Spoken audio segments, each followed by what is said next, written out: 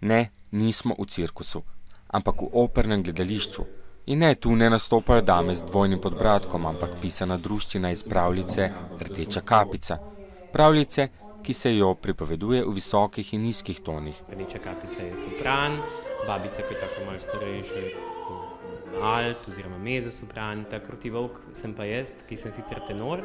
Ampak tukaj pri tem volku imam pa še možnost nekako uporabljati glas na različne načine, renčim, spuščam zelo različne zvoke. V operi je poleg glasu pomembna tudi maska, ki je vedno dobro premišljena.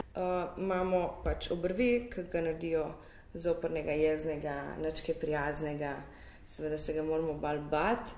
Ustvarjalci pravijo, da je glasba zelo zasanjana, poetična, lirična, v njej se čuti ruska duša. Imamo pa dodatno tudi Orffov inštrumentarij, to smo ga sami dodali kot nekakšne posebne efekte, zato da je bolj grozljivo, da je bolj zanimivo. Mislim, da bo to otrokom všeč. Opero je pred 100 leti napisal Cezar Kiuj. Doživela je kar nekaj sprememb. Da pa je predstava še bolj živahna, razumljiva in vabljiva, so prav gotovo krivi prav klovni. Za tak scenarij je poskrbela režiserka.